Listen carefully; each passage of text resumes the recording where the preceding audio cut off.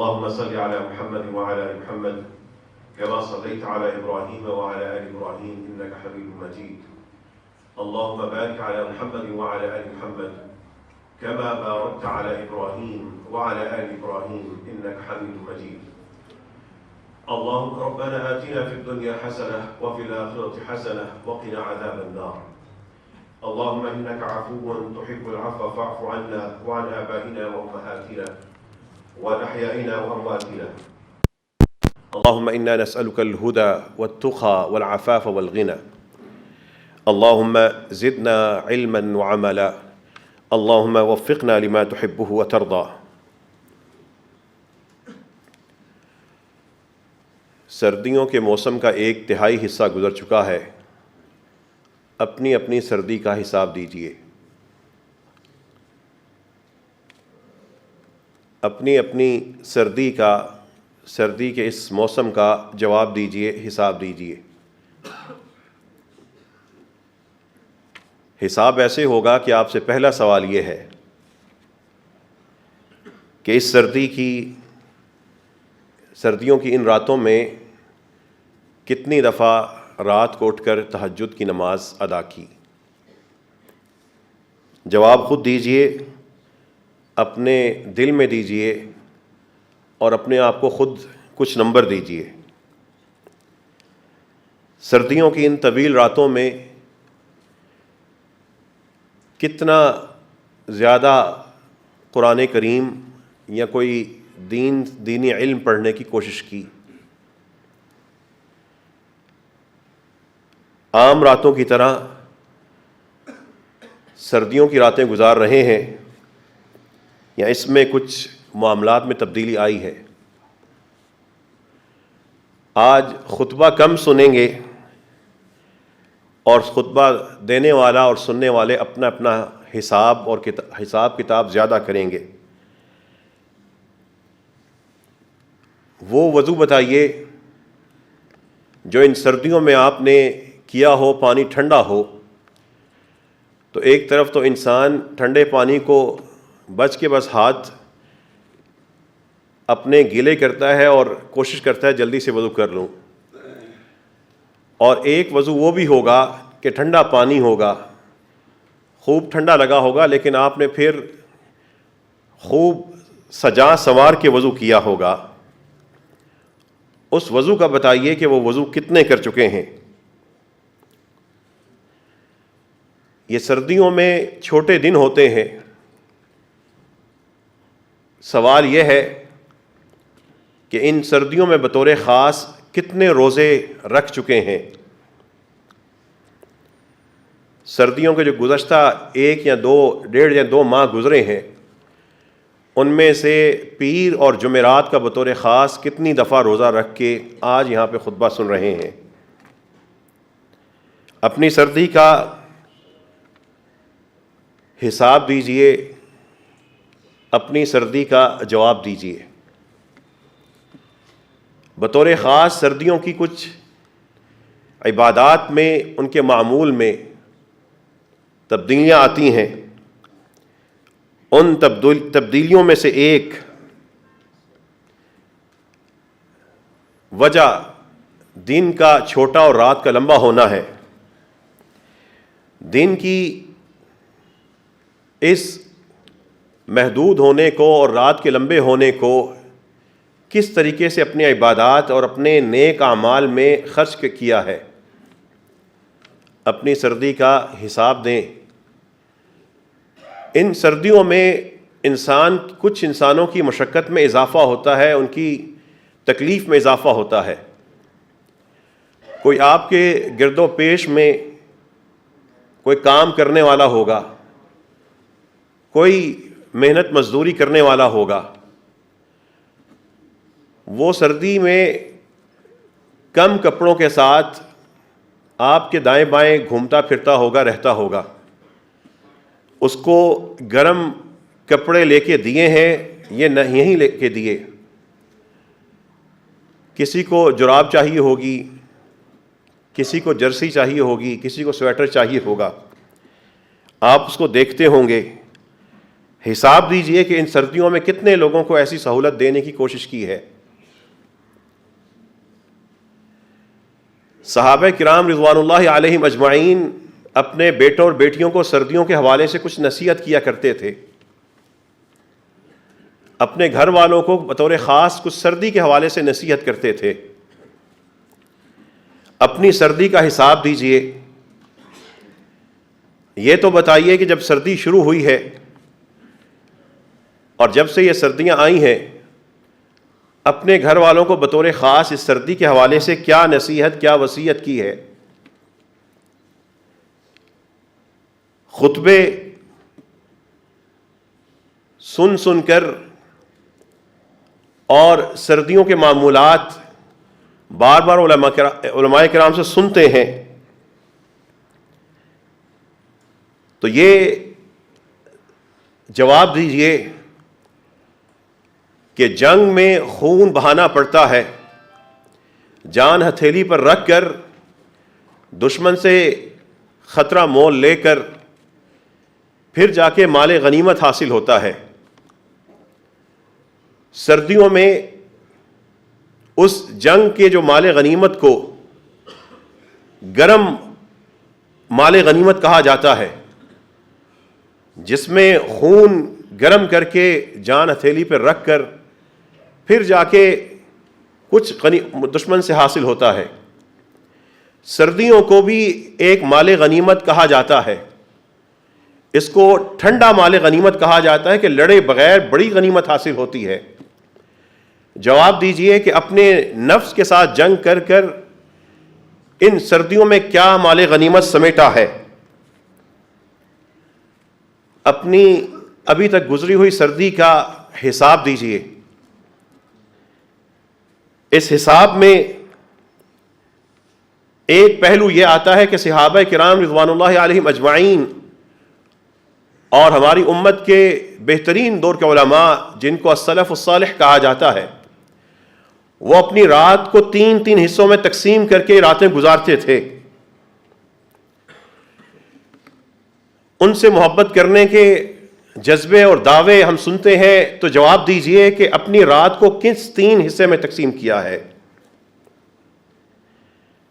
ہمارے ہاں تو معاشرے نے راتوں کو 3 یا 2 حصوں میں تقسیم کیا ہے۔ ایک حصہ ٹی وی کے ساتھ گزارتے ہیں، ایک حصہ باہر گپ شپ کر کے گزارتے ہیں، اور آخری حصہ سو کے گزار لیتے ہیں۔ اور رات جو آج کل 5:15 ہو جاتی ہے لوگوں کی، وہ جا کے رات 1-2 بجے شروع ہوتی ہے اور صبح 9-10 بجے ختم ہوتی ہے، جس میں فجر کا کوئی عمل دخل نہیں ہوتا۔ ذرا اپنی انہی گزری ہوئی سردیوں کا حساب دیجیے اور سوچئے کہ اگر زندگی کی آخری سردیاں گزر رہی ہیں تو پھر حساب کیا دیں گے، تیاری کیا کر کے جا رہے ہیں۔ ہمارے ایک عزیز ساتھی اور اسی مسجد کے نمازی پچھلے سال ہمارے ساتھ تھے، 2 ہفتے پہلے ان کا ہم جنازہ پڑھ رہے تھے۔ تو اپنی سردیوں کا حساب قرآن و حدیث کی روشنی میں دیجئے، خود کو دیجئے، اپنا حساب خود کیجئے۔ معاذ رو رہے ہیں رضی اللہ عنہ، بیماری میں موت کا وقت ہے، رو رہے ہیں۔ کہنے لگے یہ نہ سوچنا کہ موت کا خیال آ کے رو رہا ہوں، بلکہ مجھے رونا اس بات پہ آ رہا ہے کہ اللہ نے جو زندگی دی تھی اس میں کچھ نیک اعمال کے ساتھ میری محبت بن گئی تھی۔ وہ نیک اعمال کے ساتھ محبت، ان میں سے ایک عمل وہ گرمیوں کی لمبے گرم دنوں میں سخت پیاس کی حالت میں روزہ رکھنا تھا۔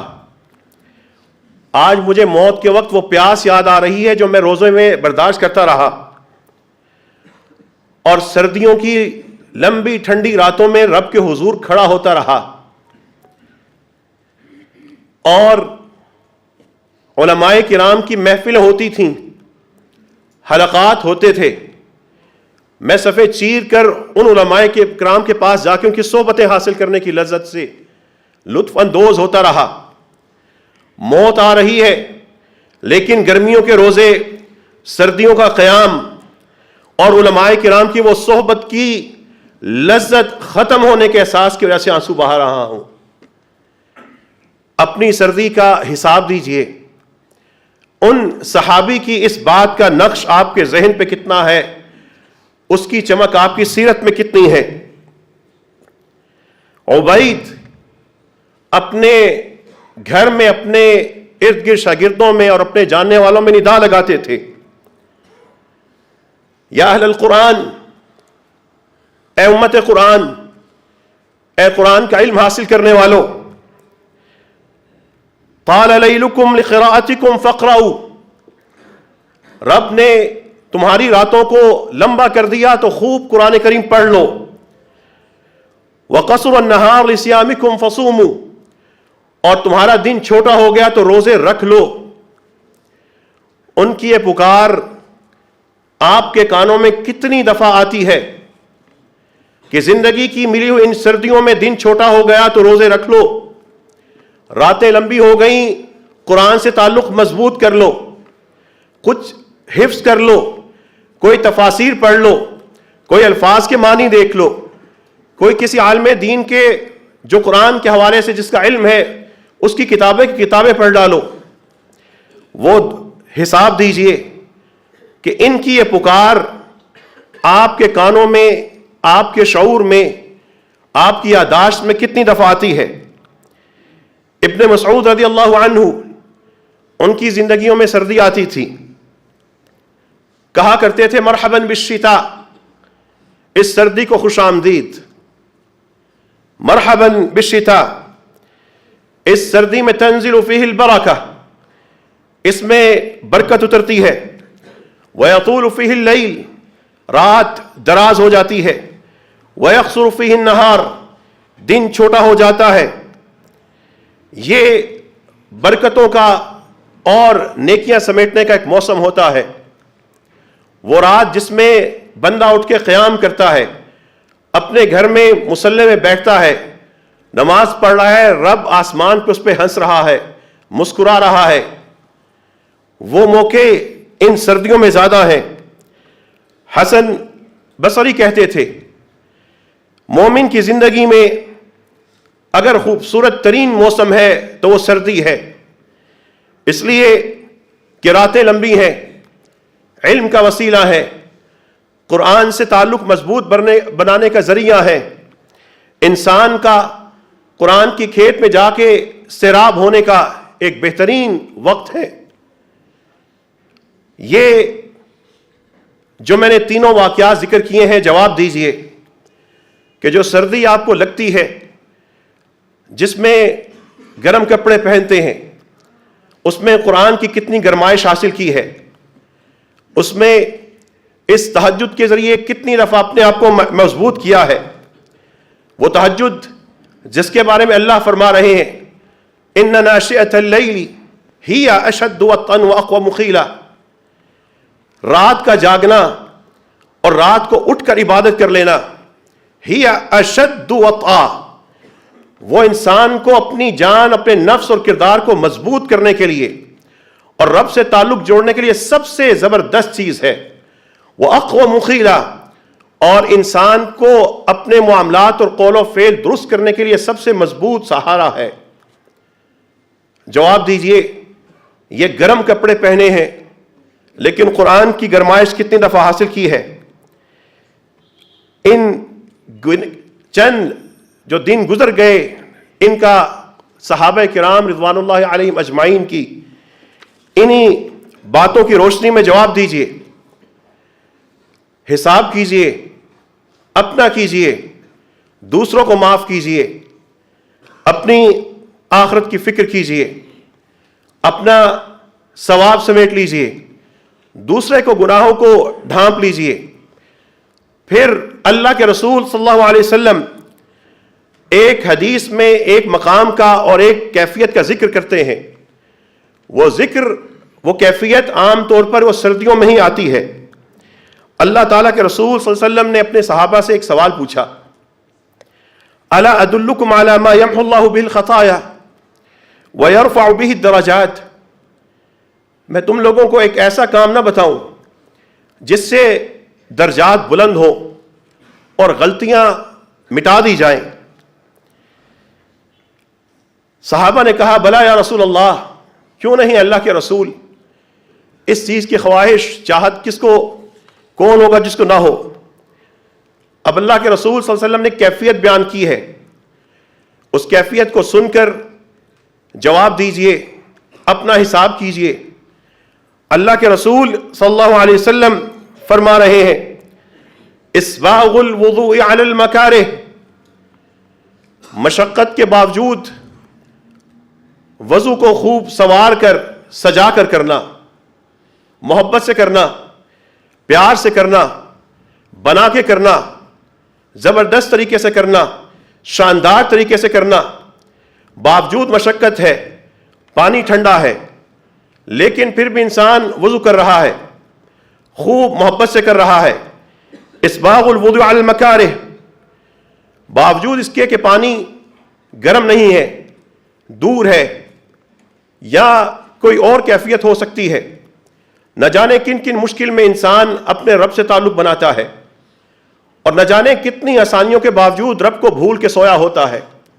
گھروں میں گیزر چل رہے ہیں، بچے سو رہے ہیں، گھروں میں ہر قسم کی گرمائش ہے، لیکن ٹی وی، ڈرامے اور بیہودہ چیزوں کی حد تک ہے، نمازوں کے لیے وہ استعمال نہیں ہو رہی۔ گھروں میں گاڑیاں کھڑی ہیں، اللہ نے دی ہیں، لیکن وہ گاڑیاں بازاروں میں جاتی ہیں، بچے شاپنگ کر کے آتے ہیں، کلب میں چلے جاتے ہیں، ان گاڑیوں میں اپنی نوکریوں پہ چلے جاتے ہیں، لیکن وہ گاڑیاں مساجد کی طرف نہیں جاتی، وہ گاڑی باپ اور بیٹے کو لے کے مسجد تک نہیں جاتی، وہ بھی گھر میں سویا، یہ بھی گھر میں سویا، وہ بھی آگ کا ایندھن، یہ بھی آگ کا ایندھن۔ یہ قرآن نبی کریم صلی اللہ علیہ وسلم فرما رہے ہیں اسباغ الوضوء علی المکارہ، مشقت کے باوجود وضو سوار سوار کے کرنا، وکثرت الخطا الی المساجد، اور مسجدوں کی طرف قدم اٹھتے رہنا، وکثرت الخطا الی المساجد، وہ مسجدوں کی طرف قدم اٹھتے رہنا، وانتظار الصلاة بعد الصلاة، اور ایک نماز کے بعد دوسری کا انتظار ہونا، وانتظار الصلاة بعد الصلاة، ایک کے بعد دوسری کا انتظار ہونا۔ بندہ کیسے ہی ایمان کی کیفیت میں ہوگا؟ سردی ہے، وضو کرنا ہے، سوار کے کرنا ہے، اور مسجد کی طرف جانا ہے، ایک کے بعد مغرب پڑھ لی، عشاء کا انتظار ہے، عشاء پڑھ لی، فجر کا انتظار ہے، فجر پڑھ لی، ظہر کے لیے جستجو ہے، ظہر پڑھ لی، عصر کے لیے تیاری کر رہا ہے، دنیا کے کام بھی کر رہا ہے، لیکن اس کی نفسیات اور رویہ نماز سے منسلک ہے۔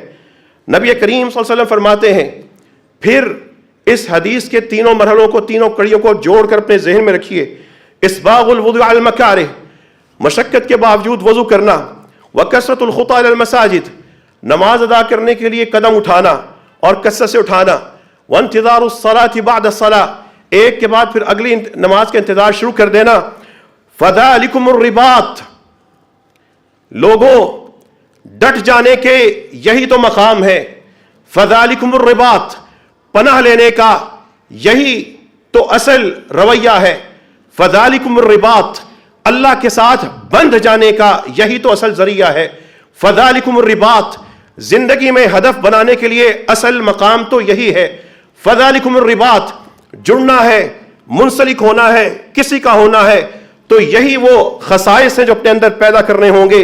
اب جواب دیجئے، سردیوں کے کتنے دن گزر چکے، کتنے ہفتے گزر چکے، نبی کریم صلی اللہ علیہ وسلم کی احادیث پہلے بھی گزر چکی، اب جواب دیجئے، اپنا حساب کیجئے کہ اس سردی میں کتنی دفعہ اسباغ الوضوء علی المکارہ، پانی ٹھنڈا لگتا ہے، بندہ سوچتا ہے کہ پانی کا کوئی ایسا ذریعہ ہو کہ گیلا ہوئے بغیر بندہ وضو کر لے، لیکن وضو کر رہا ہے، صبح فجر کے وقت اٹھتا ہے، گیس نہیں ہے، ایندھن نہیں ہے، اٹھتا ہے جیسے تیسے بھی وضو کرتا ہے، پھر خوب بنا سوار کے کرتا ہے، کثرت الخطا الی المساجد، مسجد کی طرف قدم بڑھ جاتے ہیں، انتظار الصلاة بعد الصلاة، بیٹھا ہے دکان میں، اور ظہر پڑھتا ہے، واپس آتا ہے، عصر کا انتظار کر رہا ہے، ساتھ ساتھ سودے بھی چل رہے ہیں، بیچ بھی رہا ہے، لوگوں کو مل رہا ہے، خاتون ہے بچوں کے لیے کھانا تیار کر رہی ہے، ظہر پڑھ کے فارغ ہو چکی ہے، سوچ رہی ہے بچوں کو کھانا دے کے یہ کام کرنے کے بعد عصر پڑھ لوں گی، وہ نفسیات اس کی جڑی ہوئی ہے۔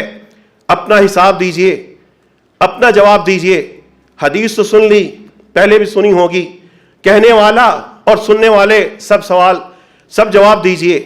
ان سردیوں میں کتنی دفعہ اس کیفیت میں گئے ہیں، اپنا آپ اس کے ساتھ جوڑا ہے۔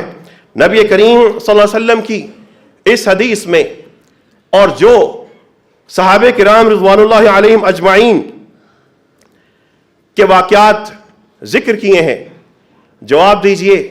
یہ جو کوٹیاں پہنی ہیں، سویٹر پہنے ہیں، جرسیاں ہیں، واسکٹ ہے، شاندار قسم کے کپڑے پہنے ہیں، بتائیے تو صحیح اس کے اندر قرآن کی گرمائش کتنی حاصل کی ہے؟ کتنی دفعہ رات کو اٹھ کر تہجد پڑھنے کی کوشش کی ہے؟ گرمیوں کی تہجد میں اور سردی کی تہجد میں بڑا فرق ہے۔ گرمی کی رات میں اور سردی کی رات میں بڑا فرق ہے۔ گرمی کی نیند میں اور سردی کی نیند میں بڑا فرق ہے۔ ان کے معمولات میں فرق ہے، ان کے نماز کے اوقات میں فرق ہے، اس میں انسان کے رویوں میں فرق ہے، مشروبات میں فرق ہے، کھانوں میں فرق آ جاتا ہے، سبزیوں میں فرق آ جاتا ہے، رنگوں میں فرق آ جاتا ہے، مزاجوں میں فرق آ جاتا ہے۔ لیکن جواب تو دیجئے، ابھی سردیاں ختم نہیں ہوئیں، ابھی سردیوں کے 3 میں سے ایک حصہ گزرا ہے۔ ان احادیث کی روشنی میں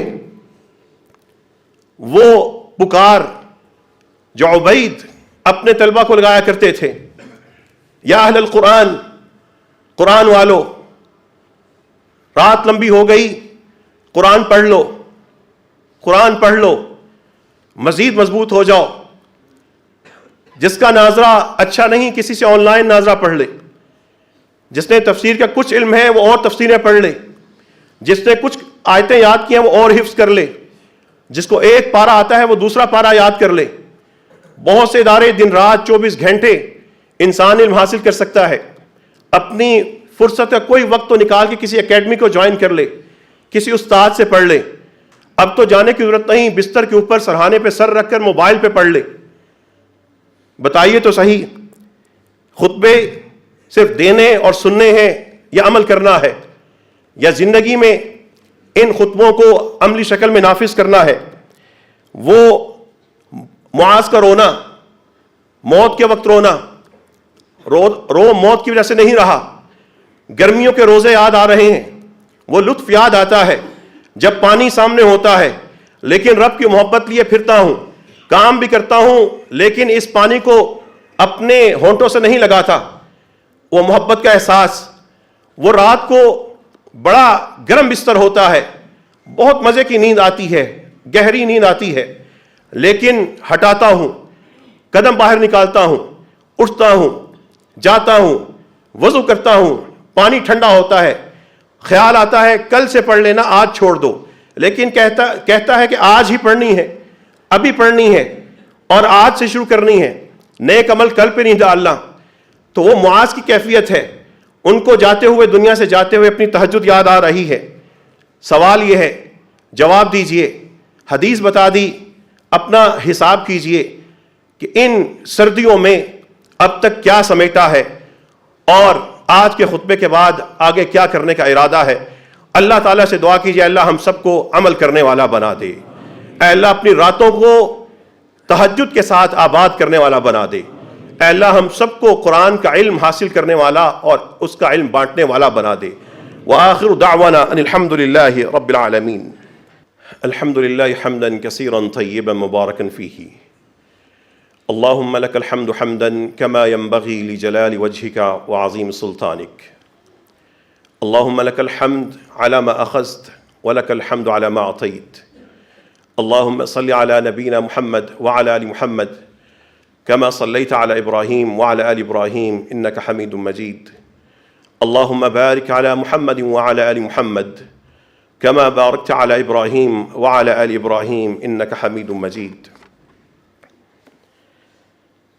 اللہ تعالیٰ کی توفیق سے جامع مسجد رحمت للعالمین سیلاب متاثرین کے لیے جو کام کر رہی تھی، وہاں پہ جو مساجد بن رہی تھیں اور ساری کی ساری مساجد جامع مسجد رحمۃ اللہ عالمین کے نام سے بن رہی ہیں، اللہ تعالیٰ کی توفیق سے آج اس کی تعداد 43 مساجد کی ہو چکی ہے۔ اللہ رب العزت یہ مساجد بنوانے والے ان افراد، ان کے آباء و اجداد، ان کی نسلوں کو نمازی بنا دے اور ان کی مغفرت فرما دے۔ اے اللہ، اس نیک کام میں جتنے بھی لوگ شامل تھے یا جو ارادہ کرتے تھے لیکن اپنے حالات کی وجہ سے حصہ نہیں لے سکتے، اے اللہ ان کا بھی عمل قبول فرما لے۔ اللہ تعالیٰ کی توفیق سے جامع مسجد رحمۃ اللہ عالمین کی طرف سے جو سیلاب متاثرین کے لیے میڈیکل کیمپ لگائے گئے، پہلے میڈیکل کیمپ لگے، پھر مسجد ٹیلی میڈیسن سینٹر قائم ہو گیا۔ اس میں آج تک کے ریکارڈ کے مطابق جتنے کیمپس لگے اور ہمارے ٹیلی میڈیسن سینٹر کے جو ریکارڈ کے مطابق ہماری جو تعداد ہے وہ 20,000 مریضوں سے تجاوز کر چکی ہے، جن کا علاج ہوا، جن کو دوائیں ملیں، اور اللہ تعالیٰ کی توفیق سے اسلام آباد سے 1300، 1400، 1200 کلومیٹر دور ان افراد تک یہ دوائیں بھی پہنچ رہی ہیں، ان کا علاج بھی جاری ہے، اور ان میں سے جو زیادہ سخت کیسز ہوتے ہیں ان کا ہم کوشش کرتے ہیں کہ یہاں پہ منگوا لیں یا ان کے نزدیک ہسپتال میں ان کو منتقل کر دیں۔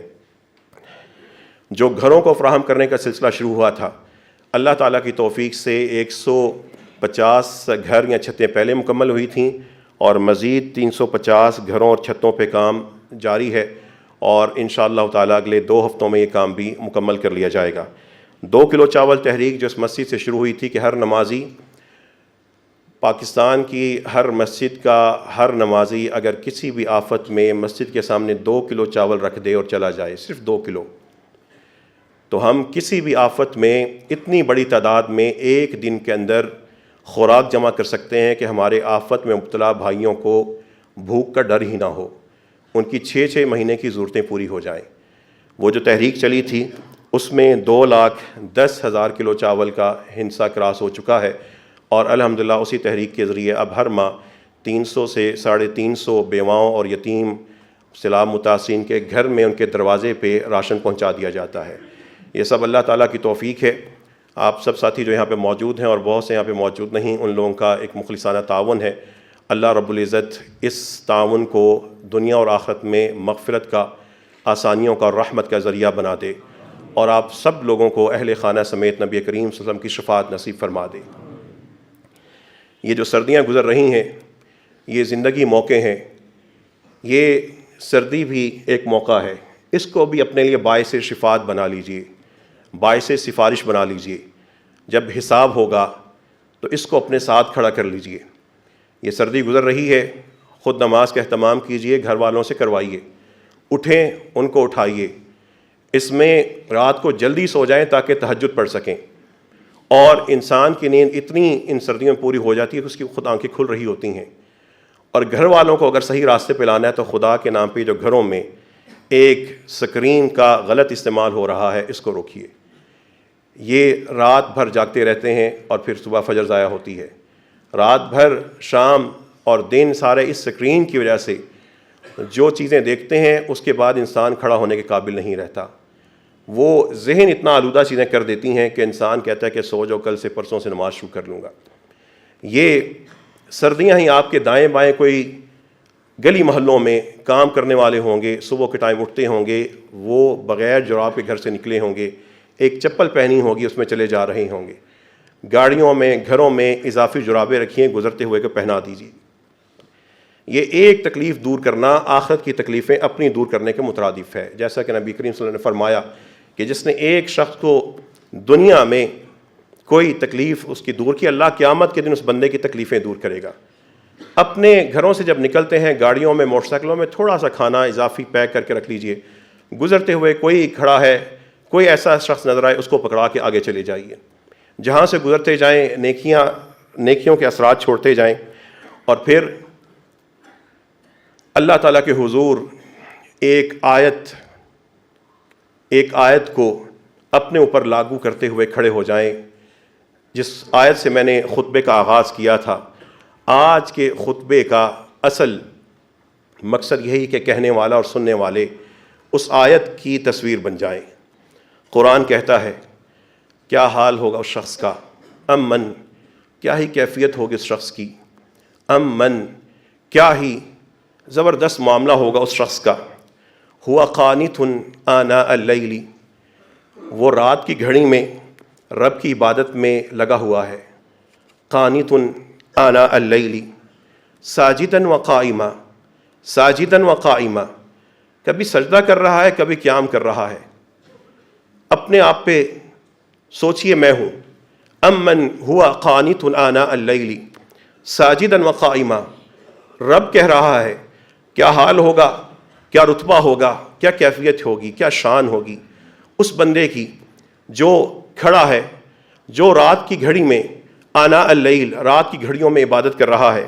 ساجداً وقائما یحذر الآخرہ، آخرت سے ڈر رہا ہے. یحذر الآخرہ، آخرت کا خوف اس کے دل میں سمایا ہوا ہے. یحذر الآخرہ ویرجو رحمت ربہ، آخرت سے ڈر رہا ہے لیکن اپنے رب کی رحمت کا امیدوار ہے. کبھی وہ جہنم سے پناہ مانگتا ہے، کبھی وہ جنت کا سوال کرتا ہے. یرجو رحمت ربہ، اپنے رب کی رحمت مانگ رہا ہے. یرجو رحمت ربہ، اپنے رب کی رحمت اپنے ماں باپ کے لیے مانگ رہا ہے، ان کی قبروں کے لیے مانگ رہا ہے. زندہ ہے تو ان کی زندگی کے لیے مانگ رہا ہے، اپنے بچوں کے لیے اپنے رب کی رحمت مانگ رہا ہے. وہ بس بندہ کھڑا ہے.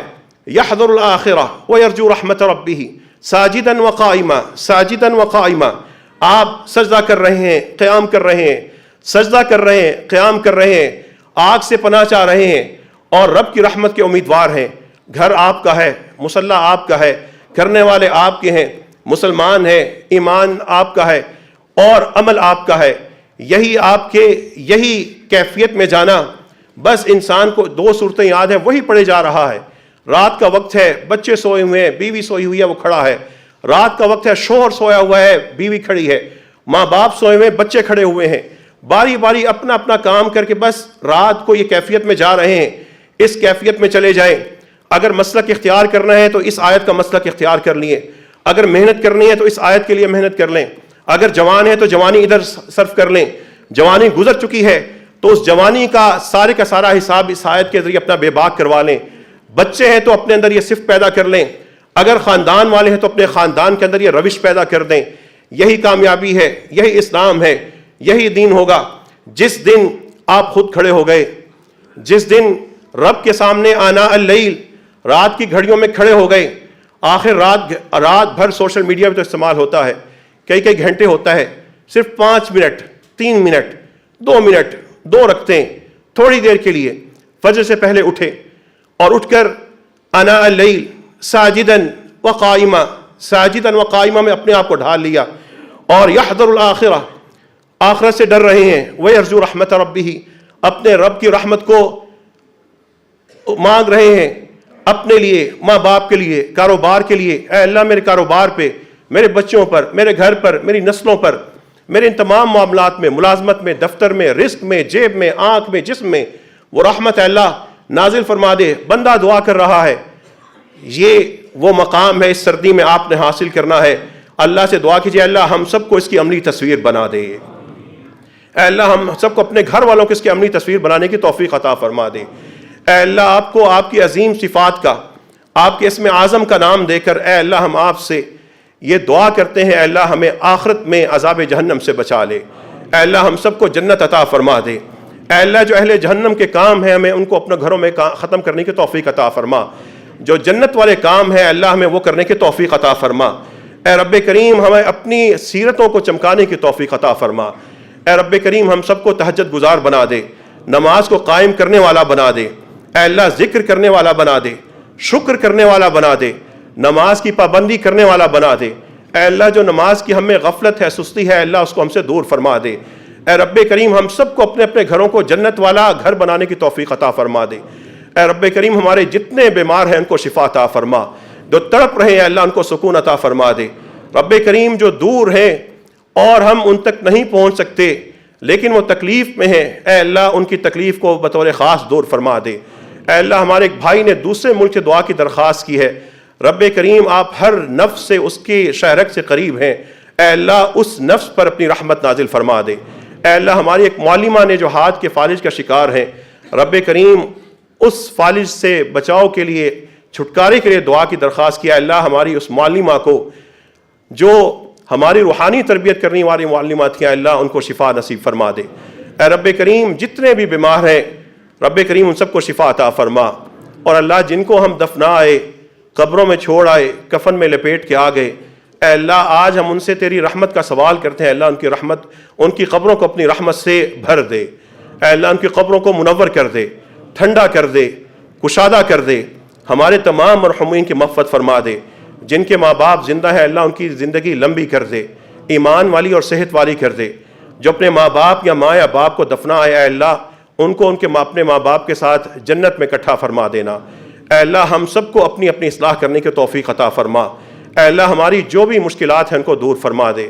اے رب کریم ہم میں سے جو دور ہے تیرے سے دور ہے اس کو قریب کر دے. جو حرام میں مبتلا ہے اس کو حلال کے ذریعے حرام سے بے نیاز کر دے. اے اللہ ہمارے دلوں کو ایک دوسرے کے لیے کشادہ کر دے. ہمارے تمام نیک اعمال قبول فرما لے. اے رب کریم ہمیں اپنے اپنے ماں باپ کے لیے صدقہ جاریہ بنا دے.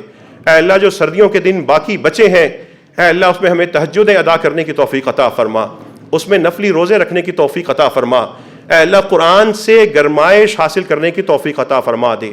اے اللہ قرآن کو ہماری اعلیٰ لباس بنا دے, قرآن کو ہمارا جمال بنا دے, قرآن کو ہماری صلاحیت بنا دے. اے رب کریم قرآن کو ہمارا ساتھی بنا دے. اور اے اللہ جب ہماری آنکھیں بند ہوں, سانس کٹے تو ہمیں لا الہ الا اللہ نصیب فرما دے. اور قبر میں قرآن کریم کو ہمارا سفارشی اور ہمارا ساتھی بنا دینا. وآخر دعوانا ان الحمد للہ رب العالمین.